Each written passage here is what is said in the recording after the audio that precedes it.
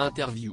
Le 16 décembre prochain, Carla Bachir et son écharpe de Miss Côte d'Azur 2023 seront présentes à Dijon pour espérer remporter le titre de Miss France 2024. À quelques semaines de la grande cérémonie, la jeune femme de 19 ans se confie à Télé Loisirs sur cette expérience. Si est-il le rendez-vous que tout le monde attend? Le samedi 16 décembre prochain, les 30 Miss régionales élues cette année défendront leur région dans l'espoir de devenir Miss France 2024. Parmi les jeunes femmes qui défileront au Zénith de Dijon, sous le regard attentif d'un jury présidé par une ancienne figure du comité, Carla Bachir, élue Miss Côte d'Azur 2023. Du haut de son AM75 et de ses 19 ans, la Canoise se confie à Télé Loisirs, le partenaire officiel de l'élection, à quelques semaines de la grande cérémonie. Carla Bachir, Miss Côte d'Azur 2023, rêve de participer à Danse avec les stars et vendredi tout est permis Télé Loisirs. Pourquoi avez-vous décidé de participer à l'aventure Miss France? Carla Bachir, ce n'était pas un rêve étant plus jeune, mais en voyant l'élection d'Amandine Petit, j'ai aimé les valeurs qu'elle a divulguées au cours de son année. J'aimerais bien être ce genre de femme authentique et vraiment élégante. C'est un peu grâce à elle que je me suis lancé dans l'aventure. Je n'ai pas encore pu échanger avec elle, mais sa façon de défiler et son éloquence m'ont vraiment donné envie. Avez-vous des frères et sœurs? Oui, j'ai un petit frère de 23 ans qui sera à l'élection. Il est carrossier. Comment vos proches vous accompagnent-ils dans cette élection? Mes parents sont à fond derrière moi, ils sont très contents que je me sois présenté. Ils me soutiennent du début à la fin. Je pense qu'ils ont eu un peu peur mais ils ne me l'ont pas fait ressentir. Je ne me laisse pas abattre, je suis forte. Regardez-vous souvent la télévision? Avez-vous des émissions préférées?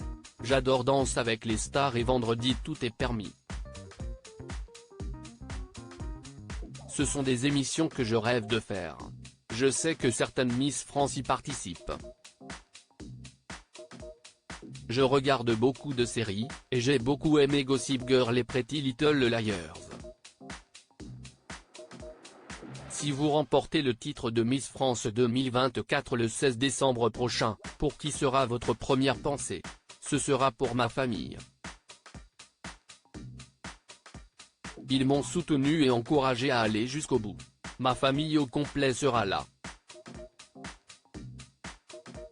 Avez-vous une passion secrète? J'aime beaucoup le sport automobile. Je commence maintenant pendant mon temps libre à aller sur les circuits. Vous êtes étudiante en immobilier spécialisée dans le luxe. Que voulez-vous faire précisément à l'issue de vos études? Je voudrais vraiment être agent immobilier pour travailler dans la vente et l'achat de maisons. Miss France 2024, Carla Bachir, Miss Côte d'Azur 2023, victime de harcèlement scolaire. Vous avez confié avoir été l'objet de moqueries au cours de votre scolarité. Comment avez-vous vécu cette période? Et en quoi est-ce aujourd'hui une force? Quand j'étais jeune, j'ai subi du harcèlement scolaire au collège. Je tiens à mettre en lumière le cyberharcèlement ainsi que le harcèlement scolaire. Ces sujets me parlent et je sais à quel point c'est compliqué d'aller à l'école avec la boule au ventre.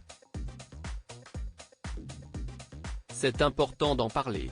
C'est une bonne chose qu'on en parle plus car à mon époque, j'en parlais à mes parents, mais je ne voulais pas aller voir la directrice.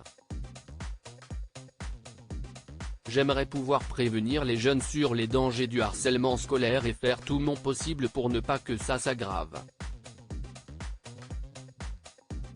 Le harcèlement, c'est crescendo, ça commence par des moqueries, puis des insultes et ça peut en venir aux mains.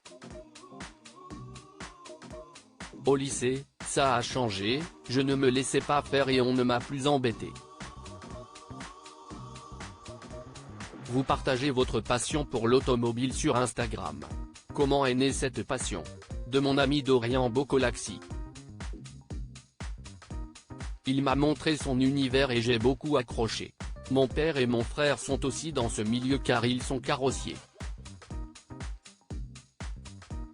Mais cette passion s'est surtout développée grâce à mon ami.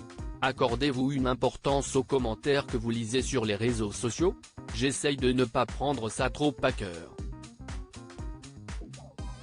Les critiques constructives, c'est une chose, mais les commentaires haineux, je ne m'attarde pas dessus.